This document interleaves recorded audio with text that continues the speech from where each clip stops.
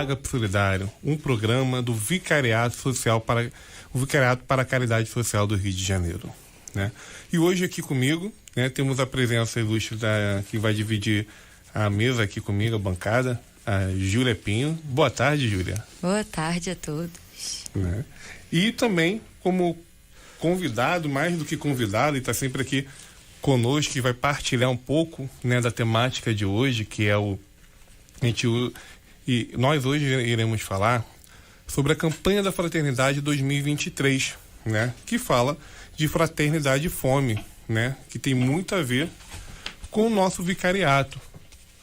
Então, é a temática de hoje. A gente traz o Monsenhor Manangão, que é vigário episcopal para a Caridade Social do Rio de Janeiro, e também ele é integrante desse programa que está sempre aqui conosco nessas tardes, né, de quarta-feira.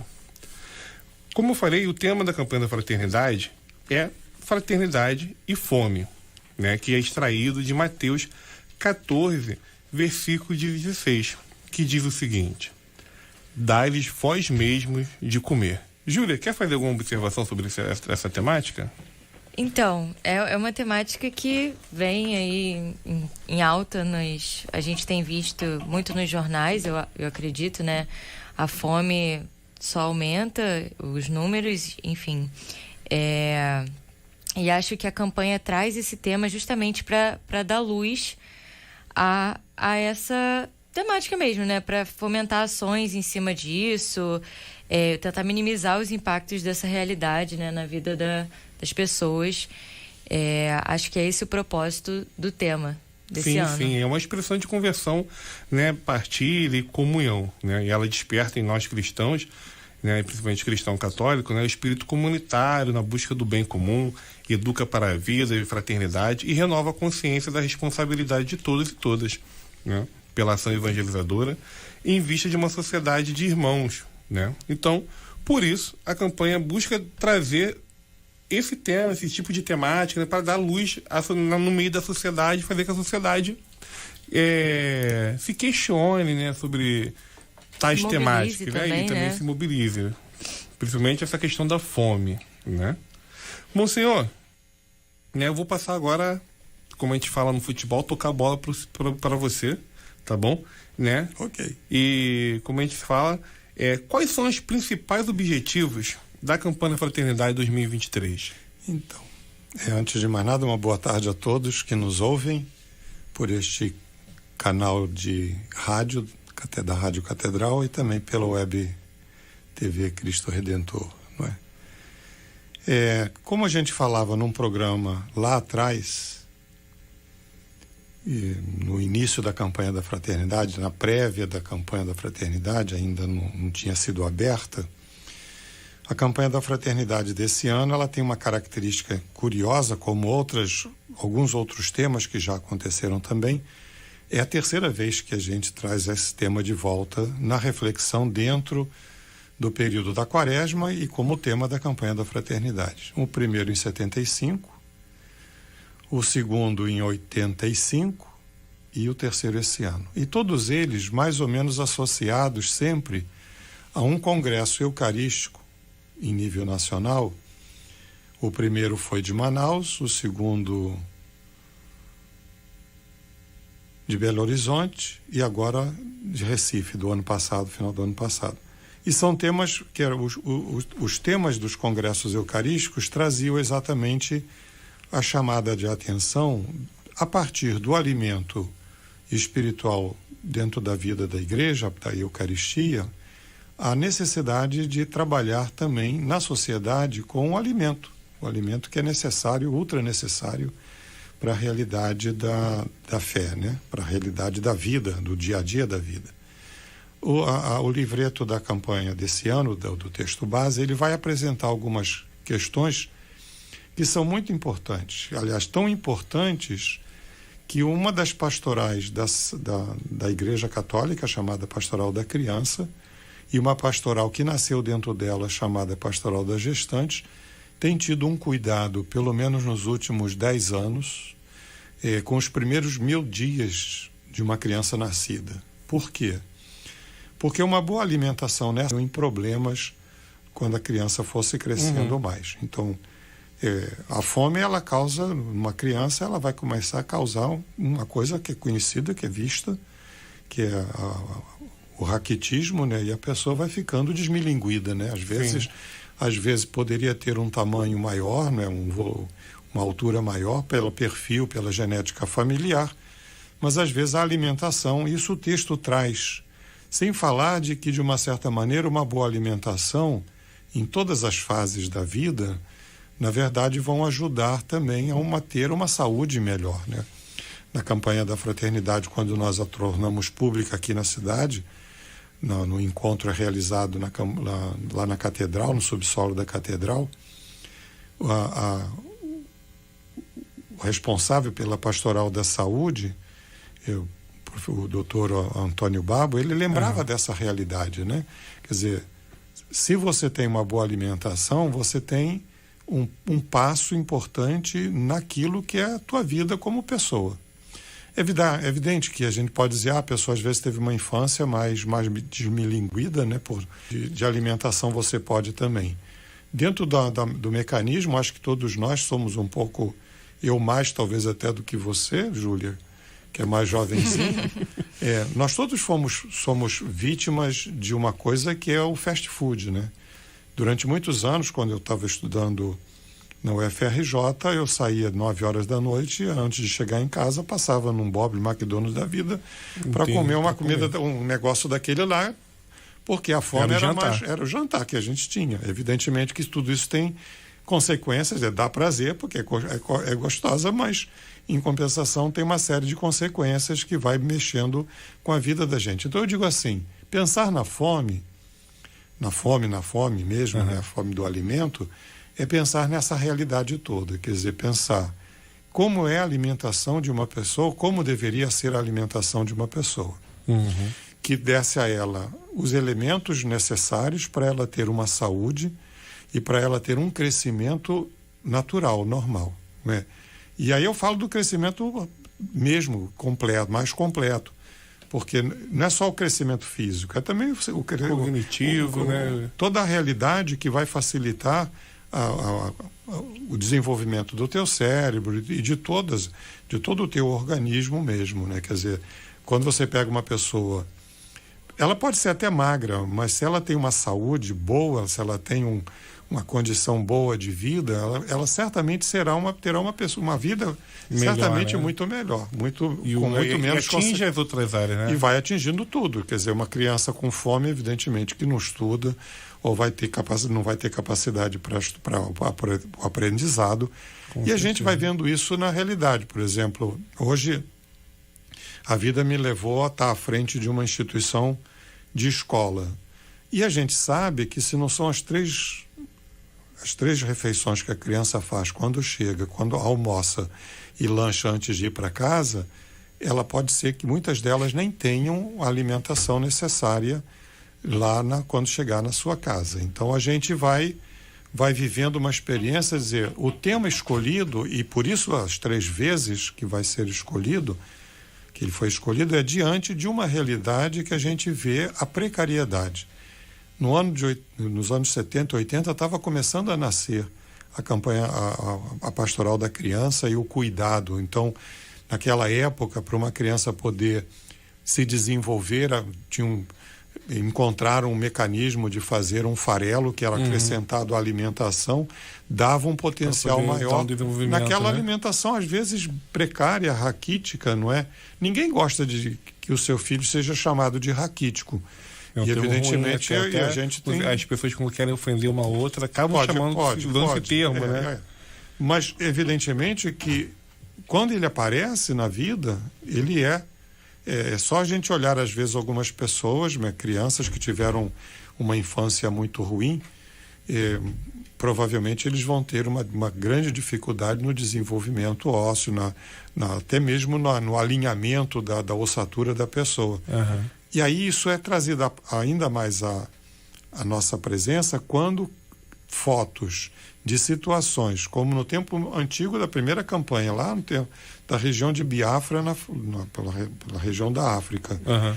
E agora a situação no próprio realidade do território brasileiro, como foi apresentado aí nas mídias, são situações que já vêm de muitos anos, não é? Quer dizer, uma situação de hoje nem de ontem, é uma situação já que vem se arrastando. Então, a gente vai vendo isso em toda a realidade.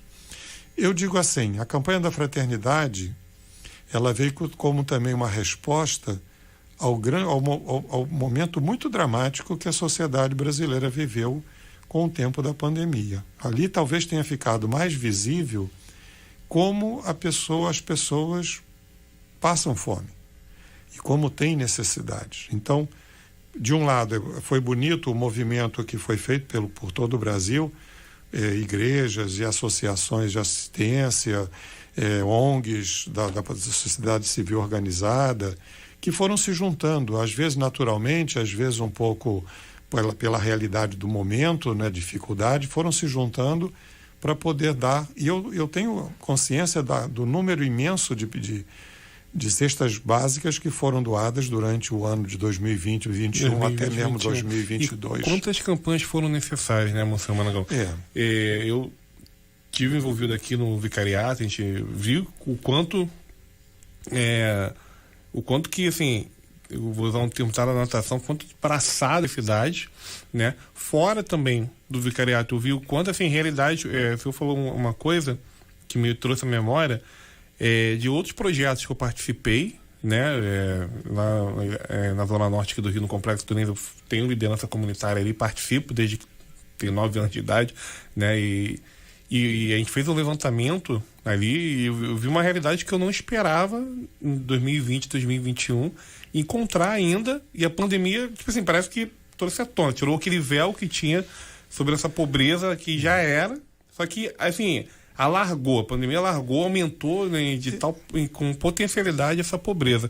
E como foi esse trabalho, né? Já, mesmo não foi ainda, não era a campanha da fraternidade lá, mas o vicariato sempre trabalhou com a questão da fome, né? Na verdade, é um dos elementos da vida da gente, né? Não tem jeito. E a gente vai tentando trabalhar nas 3 pontas, né? Eu fico pensando sempre que a campanha da fraternidade, inclusive, ela lembra isso depois de ter feito toda uma reflexão que a gente, de uma certa maneira, já apresentou, mas daqui a gente vai tirando alguns pontos, não é? Mas ela vai vendo que existem 3 níveis dessa necessidade de ajuda. O emergencial, que eu chamo do auxílio assistencial, quer dizer, as pessoas têm necessidade do alimento, então houve uma multiplicação de procura por cestas básicas, isso é um dado. O segundo dado, muitos dos grupos nossos vão começando a se preocupar com a realidade do promocional, quer dizer, se não se mexer em algumas estruturas, você vai continuar dando cesta básica a vida inteira. Sim. E isso tem 2 perigos, né? O primeiro perigo é que acomoda as pessoas numa capacidade delas se autoafirmarem, não é? E elas perdem essa dimensão da autoestima, do valor que ela tem como pessoa e fica numa dependência completa. E isso, evidentemente, não deveria ser feito por nenhuma instituição e muito menos pelo governo, que tem a obrigação de criar parâmetros de vida e de projeção de promoção da vida humana, né? da realidade da vida. Então, esse segundo nível, e por isso mesmo o terceiro que vem paralelo, né? Que é a questão do movimento sociopolítico, de você começar a tentar, eu digo assim, a cutucar a fera com vara curta, que é o Estado brasileiro, né? Para que se mova, para que se mova, promova essas pessoas. Porque, por exemplo, num estado como o Rio de Janeiro, capenga de tudo, economicamente parece que ainda continua tentando e frear na ladeira para baixo, né? Eu digo frear porque a gente vai vendo um movimento aqui, outro lá, nas prefeituras, no governo do estado, mas parece que o embalo, eu sempre me lembro quando eu vejo a imagem que eu tenho da situação do Rio de Janeiro, é um pouco a imagem de uma criança descendo de carrinho de rolimã numa ladeira. Meu Deus do céu. Que o pé é o freio do carrinho, né? Rindo de nervoso. Pois é. Sim. Pois, a gente já viveu isso algumas vezes no meu tempo de criança. Eu muito. Então a gente diz assim, como fazer?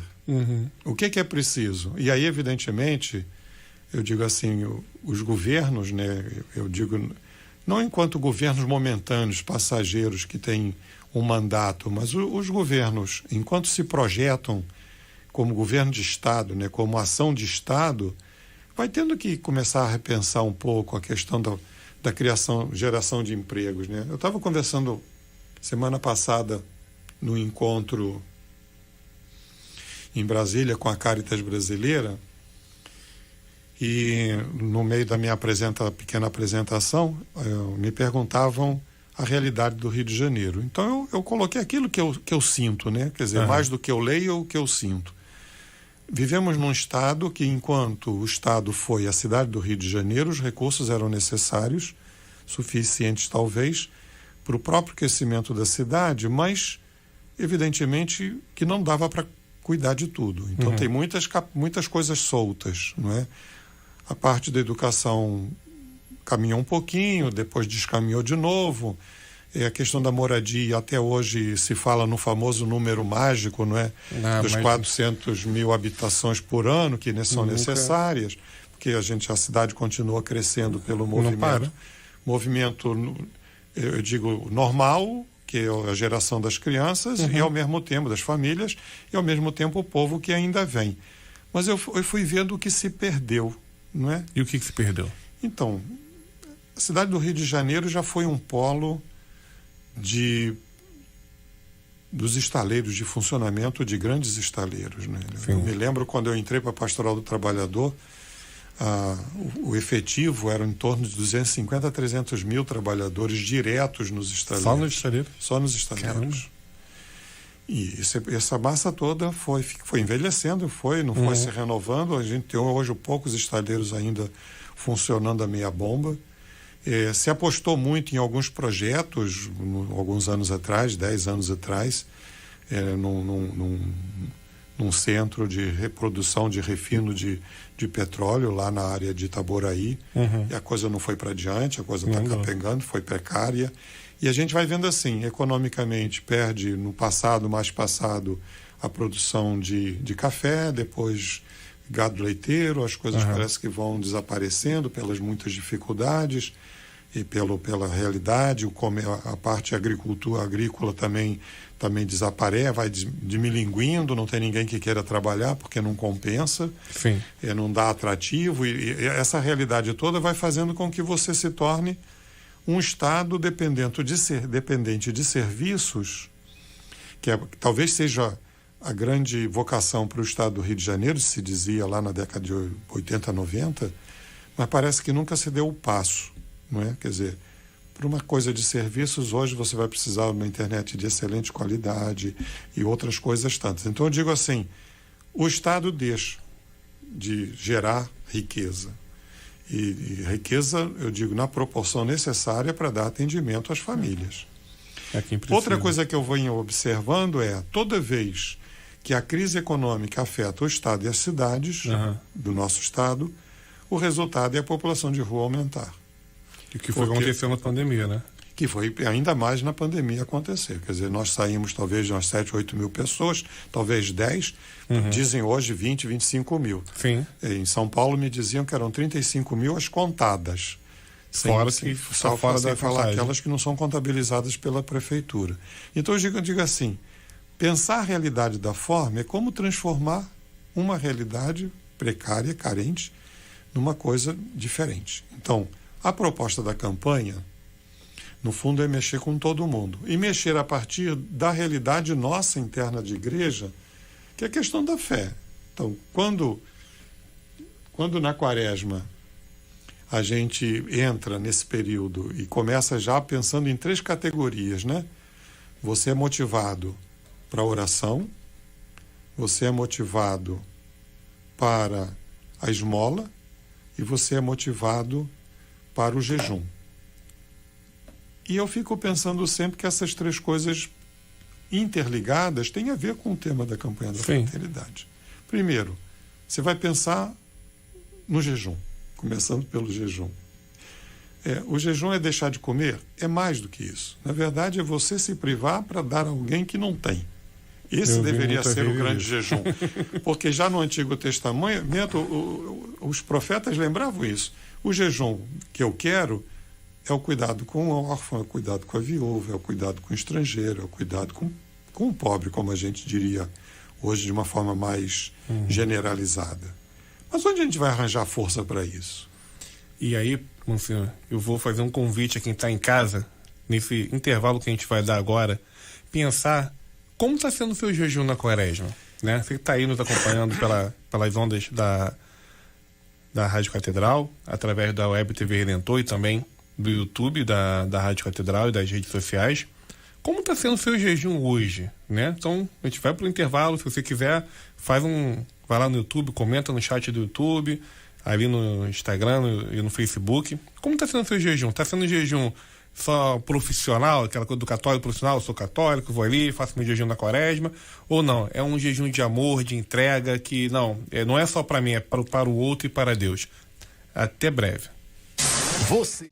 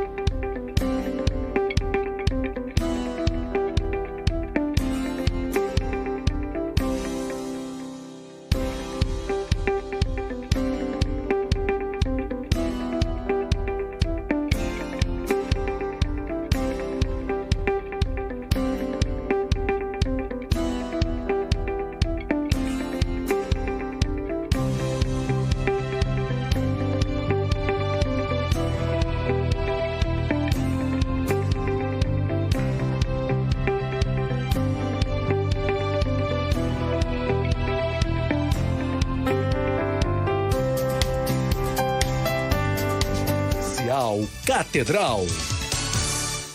Boa tarde, voltamos com o programa Ágape Solidário. Vamos a mais uma pergunta ao Monsenhor Manangão. Monsenhor, você estava explicando sobre a campanha da Fraternidade de 2023, sobre o tema, mas eu queria perguntar, assim, na prática, como é a atuação da campanha na sociedade? Quais são as ações que são feitas para o pessoal de casa entender um pouco melhor, até como participar também? As coisas que eu estava falando, eu vou encaixando elas ao longo dos blocos. Então, a campanha da fraternidade, primeiro é uma campanha. Ela foi vista como uma campanha, isso é, uma atitude de mobilização das pessoas dentro desse período da Quaresma, que é um período propício para o cristão católico repensar a vida, rever as atitudes, abandonar as atitudes de egoísmo, de individualismo e começar a perceber a necessidade de se colocar numa atitude mais solidária.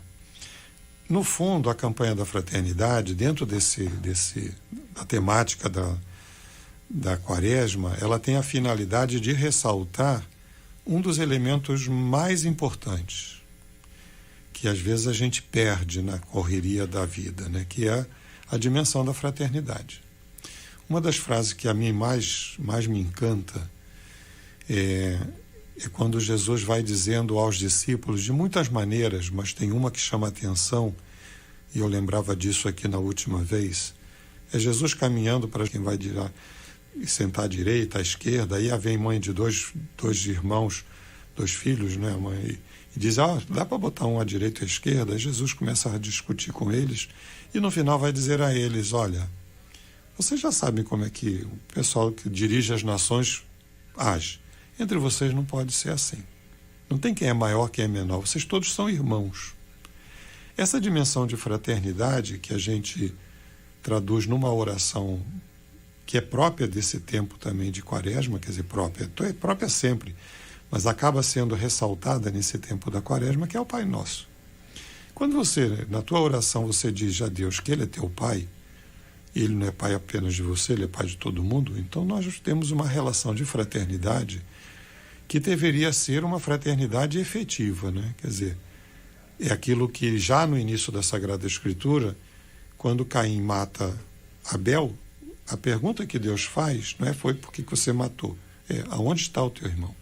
Isso é, quando você vive a experiência da fraternidade de fato, cada pessoa, ela é alguém muito especial. Ela não é alguém que você encontra, você pode nem conhecer. Ele pode ser completamente diferente de você, racialmente falando. Ele pode ser no trejeito, no jeito de se apresentar, mas ele é teu irmão. Então, qual é a consideração por alguém que é teu irmão? Você pode até brigar. Acontece isso na vida. Não sei se você tem irmãos, né, Júlia? Eu tenho 6 irmãos. Vou dar um abraço para eles aí. Eu vou mandar um abraço para o meu irmão também. Às vezes a gente se desentende. Mas a beleza é que desentende e volta. E se reaproxima e reconstrói de novo. Mesmo que às vezes demore até um tempo, porque o ser humano é muito complicado, né? Demais da conta. Sim. Não é? Então a gente diz assim, a fraternidade é o elemento mais sublime. E por isso mesmo, os variados grupos de igreja que vão sendo constituídos, eles tentam desenvolver essa dinâmica dentro da vida. Por exemplo, mesmo as igrejas evangélicas, entre eles são irmãos, se chamam como irmãos. A Igreja Católica, evidentemente, também. E quando a gente vai tentando se aproximar dentro desse universo religioso cristão, a beleza é você poder ver que o cara é diferente, a pessoa é diferente, mas ele é alguém especial, que Deus colocou na tua vida, que vai colocar na tua vida. Então, pensar a campanha da fraternidade sem essa dimensão da fraternidade, da fraternidade, fica um negócio complicado. Quer dizer, senão eu trabalhei como padre, eu não estou trabalhando agora. Quando a gente diz a frase, cada um por si, Deus por todos, a gente já tirou Deus da jogada. Porque, na verdade, Deus está onde você olha o outro, onde você cuida do outro, onde você se aproxima do outro, onde você se coloca solidariamente com o outro. Solidário nas angústias, solidário nas alegrias, solidário nas fragilidades, na fraqueza, não é? Por isso é que a dimensão mais bonita desse tempo da Quaresma é você procurar a reconciliação com as pessoas, e na reconciliação que você estabelece, é Deus mesmo que vai agindo dentro do coração da gente. Mas por que tudo isso é importante? Porque senão você não consegue recuperar a beleza do outro. Se tem algo que a campanha da fraternidade quer fazer com esse tema, é recuperar a pessoa, a vida, a dignidade, o olhar daquela pessoa humana. Às vezes, a pessoa está carente também de outras coisas. Por exemplo, uma vez eu ouvia de uma pessoa dando testemunho num encontro de população de rua, onde ele diz, num encontro nacional, onde ele dizia, muitas vezes as pessoas vêm trazer alimento, mas a gente não quer só o alimento. Né? A gente quer a palavra, a gente quer o gesto, a gente quer às vezes o abraço, mesmo com medo que as pessoas tenham por causa disso ou daquilo, mas é essa relação. E aí como a minha cabeça não sabe pensar numa linha muito direta, a gente vai lembrando coisas. Então, por exemplo, qual foi o momento mais bonito de São Francisco, que é talvez o ícone dessa comunhão fraterna para nós hoje ainda? Quando ele abraça um leproso. Isso. Repetindo o gesto de Jesus de tocar o leproso. Olha, numa sociedade que tocar no leproso era ser considerado leproso, precisa de uma coisa muito intensa de dentro, né? E aí entra a segunda coisa, que no fundo, na ordem aparece como primeira, que é a oração. Quer dizer, por que a oração é importante? Porque ela traz de volta para você, da forma de relação tua com Deus, daquilo que você precisa ser para o outro. E próximo, você tem que ser próximo do teu irmão, mas não é ele que tem que se aproximar de você, é você quem tem que ir ao encontro dele, você que tem que estar onde estão os irmãos mais capengas, mais precários. É por isso que quando Jesus pega aquela relação, lá no capítulo 25 de São Mateus, não é? Que é chamado do juízo final, ele vai dizendo o quê? Toda vez que você deu de comer, de beber, cada vez que você vestiu, cada vez que você visitou um doente, um preso, cada vez que você foi ao encontro de uma pessoa, acolheu um estrangeiro, é a mim. Aí é uma coisa tão bonita que às vezes a gente não se dá conta. Tem uma frase de São João Crisóstomo que diz assim: o mesmo Jesus que disse, isso é o meu pão, e naquele momento aquilo é o meu corpo, né? Pegou o pão e disse, é o meu corpo. E ali se fez o corpo de Jesus. Quando ele diz, o pobre é meu irmão, o pobre sou eu, ele está dizendo isso de verdade. Então, Monsenhor, a oração que o senhor diz aí, ela tem que ser relacional, ela não tem que ser só minha com Deus. Né? Essa oração que a quaresma, a campanha da fraternidade também coloca alguma coisa, principalmente nesse período da quaresma, a pessoa fica ali, vamos rezar mais, vou orar mais e tal, mas beleza, mas é uma oração que leve ao encontro do outro, né? O problema é que não tem nenhuma oração com Deus que não seja um encontro com o outro. Mas a gente vê alguns amiguinhos aí, alguns irmãozinhos que desencontram. O problema é que você, muitas vezes, rompe com essa estrutura. Quer dizer, quando você vê Jesus agindo, muitas vezes você o vê agir depois de um diálogo dele com o Pai.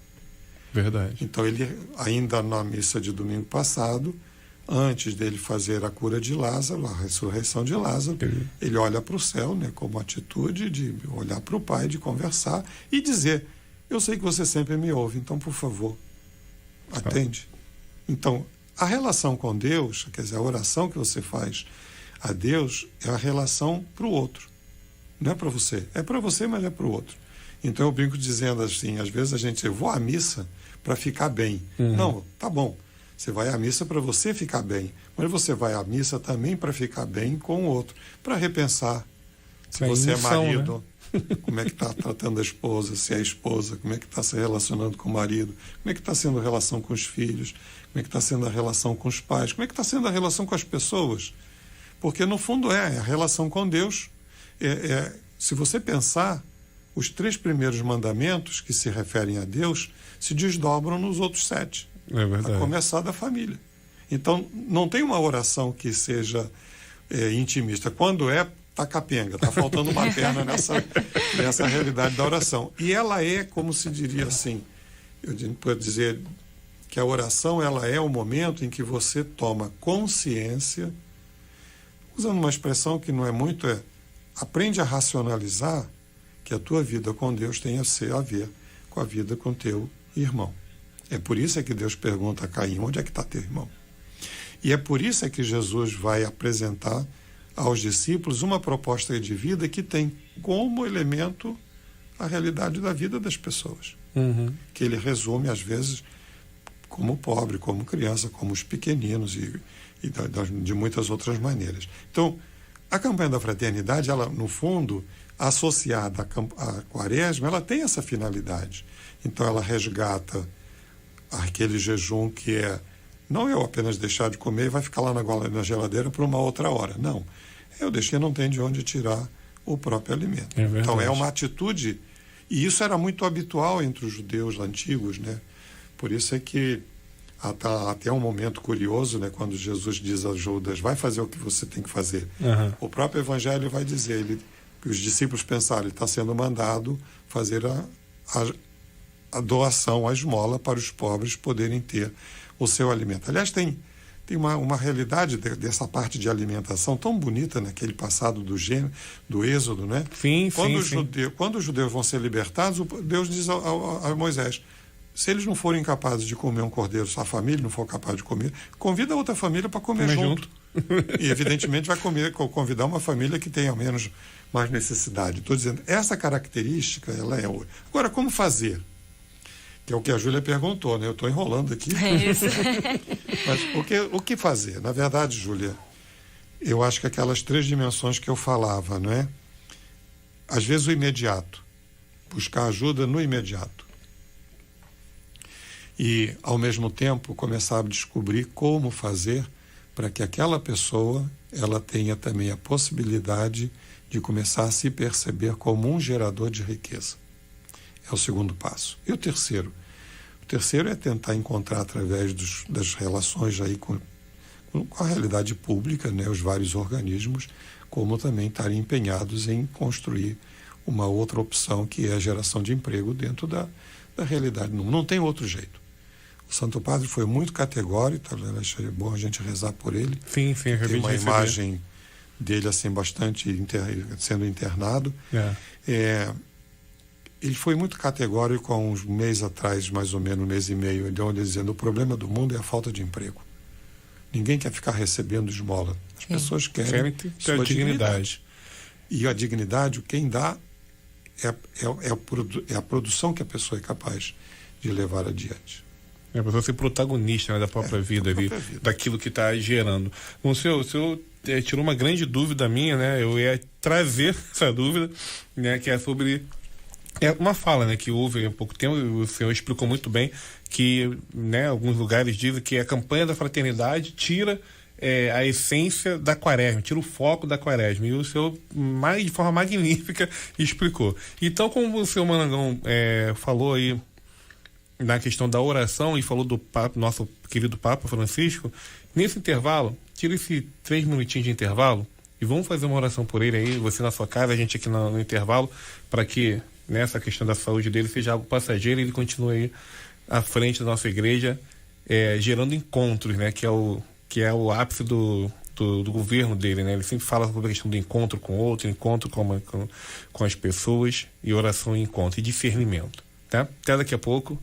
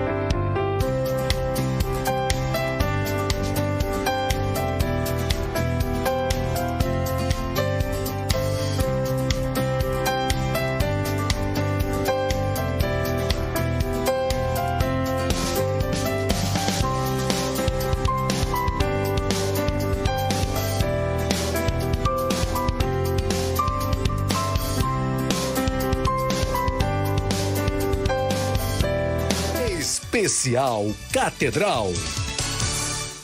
Olá, boa tarde. Retornamos aqui com o programa Ágape Solidário, né? Um programa do Vicariato para a Caridade Social aqui do Rio de Janeiro. Bom, seu Managão, a próxima pergunta fala muito sobre o que vai acontecer no próximo domingo. Eu queria que o senhor, nos explicasse melhor como é que é essa campanha, né? A coleta nacional da solidariedade. Como é que isso funciona? Para onde que vai essa coleta? Algumas pessoas ficam com dúvida. Dá uma explicação para a gente. Então, assim, antes de falar dessa coleta, né, a gente fala um pouco daquele agir, né? Então, você tem 3 agires, né? Se a gente pode dizer assim. A gente tem 3 níveis de ação. Um primeiro individual, né? Quer dizer, você precisa se convencer da necessidade de você se envolver. Seja participando dos movimentos de igreja, tomando atitudes, por exemplo, em relação à fome, né? A dimensão do consumo, você botar uma quebra fora nas famílias ainda, a dimensão dessa gastança de alimento é uma questão pessoal também, da sociedade como um todo, mas pessoal. A gente pode pensar na relação que você deve envolver-se, né, com esse espírito cristão dos variados grupos, né, tá atento. São ações, quer dizer, participar da campanha da fome, cuidando para que pessoas não tenham e você também não esbanje a realidade da tua alimentação e outras coisas mais, apoiar, participar das pastorais sociais da paróquia, das atividades. Você tem uma questão no nível comunitário, né? Então, não tem como você se envolver com grupos que lidam com essa questão. Tem grupos de igreja que se preocupam, você tem o pessoal que cuida da cesta básica na paróquia, você tem associações que estão próximas da tua moradia que também se preocupam e você sabe que são sérias. Então vale a pena não só esse envolvimento, mas a criação de redes das paródias, das relações, da realidade das ações da igreja com as outras entidades civis que estão aí. A possibilidade de, quem sabe, contribuir com o ajudar pessoas que não têm condição de, através de cursos, de indicação de lugares onde esses cursos acontecem, para a capacitação da pessoa para uma geração de renda, não é? Né? Nas muitas áreas, quer dizer, você tem na área da cozinha, da culinária, hoje você tem uma prestação de serviços à hotelaria, então, como atendente, como uma cidade hoteleira. Você tem como, hoje, vários serviços que são necessários, quer dizer, todo mundo quase tem ar-condicionado, então, colocar-se dentro desse perfil. Mas tem um item que associa aquilo que a gente fala da esmola, que é do terceiro nível, a oração, o jejum e a esmola, a caridade, com uma ação que foi criada paralela junto com a dimensão da campanha da fraternidade. No sonho de Dom Eugênio, lá em 1962, 64, era que se coletasse um recurso que fosse generoso, capaz de atingir as pessoas carentes, necessitadas, que a igreja atende. Com o passar do tempo, isso foi sendo organizado de uma maneira mais explícita e criou-se o chamado Fundo de Solidariedade, que tem 2 níveis. Um nível nacional, cujo recurso vai para a mão da CNBB e ela é que controla, e ela vem hoje em dia muito meticulosamente ouvindo os bispos para poder direcionar para onde deve ser colocado esse ajudo, e é feito mediante projetos. Sim, até participamos já de um projeto. Tem períodos para você se inscrever e atuar. E uma parcela maior, então depois eu dou a relação, fica na diocese. E quem comanda na diocese é sempre um grupo criado, constituído pela diocese. No caso do Rio de Janeiro, o Vicariato da Caridade, a Caritas Arquidiocesana e a diocese é que definem nas suas reuniões como vai ser o recurso trabalhado. Na maioria das vezes, esse recurso que vem para a mão da diocese, ele é dividido em 3 partes, né? Conforme o nível, né? Uma parte que é para atender as pastorais sociais naquilo que elas têm de mais emergencial, uma parte que é para atendimento de pequenos projetos para serem utilizados nas paróquias, nas comunidades, e uma terceira parte que normalmente é destinada a um efetivo que a gente tem cada vez mais numeroso, que é o atendimento a refugiados. E então a gente reserva uma parcela desse recurso que vai ser traduzido em cesta básica, em aulas de português para eles, em cursos de formação, de capacitação para o mundo do trabalho. Então essa é a divisão. Quem gere o fundo, na realidade do Rio de Janeiro, é o Vicariato da Caridade em parceria com a Caritas. A Caritas é a depositária, normalmente. A gente está pensando no futuro, talvez já fazer uma mudança. Mas a decisão para onde o recurso vai não é decidido por mim. Eu faço uma proposta como responsável pelo vicariato e presidente atual da Caritas, e na reunião do governo da diocese é que se define para onde vai. Então há um conselho gestor, há um conselho, né? de gestor que, na verdade, Legal. eu presto contas à Caritas, a Caritas vai prestando contas sobre esse recurso. A parcela que é para manutenção das pastorais é para um encontro, para um material que precisa ser usado, porque o recurso não é muito. Também, se a gente, mesmo que se viesse alguns milhões, seria ótimo. Mas como normalmente vem apenas alguns mil, né? Então esses 1.000, eles rendem, porque a gente é muito meticuloso no processo. Qual é o caminho? Para a diocese, a gente deixa passar a campanha, porque aí deu o tempo de cada comunidade estudar, e a gente normalmente dá um prazo e divulga pela mídia da diocese o prazo que a pessoa tem, normalmente é o mês seguinte. Então, campanha da fraternidade, fevereiro, março, abril, o período em que os projetos podem começar a ser enviados. Para onde? Para o Vicariato da Caridade Social. Então, é quinto andar do edifício São João Paulo II, ou tradicionalmente chamado Mitra. Então, é dessa maneira. Como é que é o recurso dividido? No passado foi diferente, hoje ficou dividido. 40% é encaminhado pela diocese para a CNBB, e os 60% fica para nós, fica para a diocese de gerir dentro daquilo. Que quando vai ser a geração, a definição disso, na próxima terça-feira, se a gente tiver tempo para trabalhar sobre a questão, pelo menos eu vou apresentar a proposta e ouvir o que eu tenho os vigários episcopais, os bispos e o arcebispo tomarem a decisão. Então esse é um pouco do caminho que está previsto. Então só pode repetir. Então, Então domingo que vem, nas missas, todas as coletas de cada missa serão destinadas ao fundo da solidariedade da campanha da fraternidade.